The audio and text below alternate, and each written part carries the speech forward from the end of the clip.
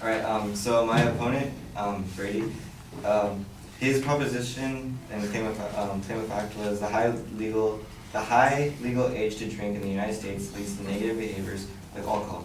His supporting points were a high drinking age makes alcohol attractive to minors, teens still drink regardless of the laws, and a lower age creates healthier long-term drinking habits. So, about his claim of fact, I felt that it had lack of evidence and didn't show all evidence it could have, and then all the evidence that he did get was misinterpreted, and he used it more to contradict himself rather than support himself, and his reasoning was off. One thing that he does say, and I quote, prohibiting the 18 to 20 age group from drinking at supervised and licensed locations, causing them to drink in an unsupervised environment such as frat houses, house parties, and etc. So he says this, but then again he says he wants to lower the drinking age. So if you lower the drinking age, that group, the 18 to 20, they can still drink at frat houses and house parties. So it makes it more frequent rather than diminishing the problem of it. And he also says that a lower drinking age will result in negative behaviors, and I don't understand that because he contradicts himself, saying that he wants to lower the drinking age even though it has negative effects.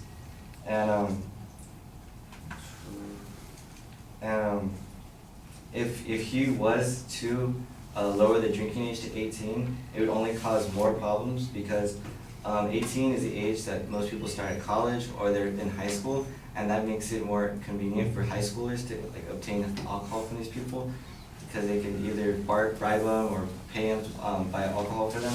So that creates more of a problem, and it doesn't create positive effects if he lowers the drinking age because according to a Johns Hopkins report of public health, alcohol is associated with an increased risk of hazardous sexual behavior, academic failure, drug abuse, alterations to the structure and function of the brain. So overall, it will damage the person more than it will actually help them. And that goes into his third claim that was saying that a lower age creates healthier and long-term drinking habits, which isn't true because he uses evidence saying about 90% of alcohol consumed by youth under the age of 21, so those that aren't legal in the United States, drink in the form of binge drinking, which is excessive drinking, about 4 drinks or more, which is very harmful to your entire body, it impairs your judgment, and makes driving very unsafe. So he uses this data in his speech, but it says about 90% are under the age of 21 use binge drinking. Why does he want to decrease the age to 18? That will just only increase the age of people that are actually binge drinking, and then that's further harming themselves and risking drunk driving and all these other possibilities.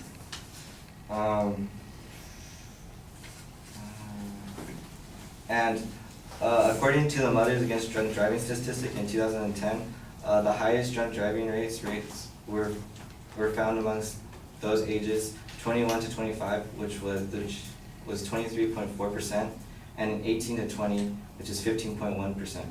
And after that, after 25, it usually decreases. So again, he contradicts himself. And if the statistic from 18 to 20 is already 15.1%, which is a lot, and those are people that are driving illegally, drunk. They're driving under the influence, which is illegal. And if he was to increase or lower the age of the drinking requirement, he would only increase the statistic, and more people would be risking the chance of driving home while they're intoxicated and result in more car crashes.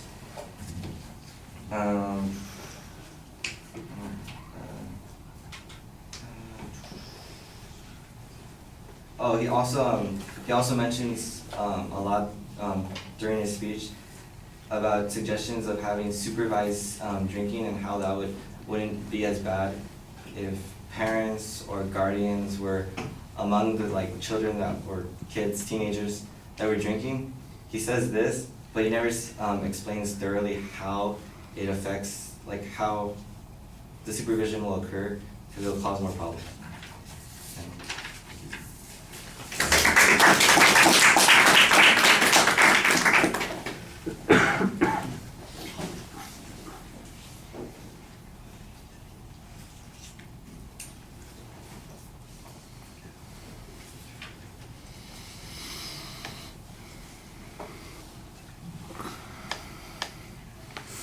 All right, well, you label the main and secondary points pretty well right at the beginning. You've got a general argument that you're making about the evidence that the advocate uses and arguing that it's a contradiction. I think that you're missing the inference that the advocate is making. They're reasoning that these problems occur because the drinking age level is high, and as a consequence, people don't learn right, they are provoked into acting a particular way, or that if they do decide to drink, there's only one way they can drink, and it produces these negative consequences. You seem to be making the inference that they occur because people are at that age, and that because people can drink, and that if we lowered the age, that it would occur even more regularly at those other points. I think there's some validity to some of the argument that you're making, but I think it misses the reasoning process that the advocate is using on these points, and that's a little bit problematic.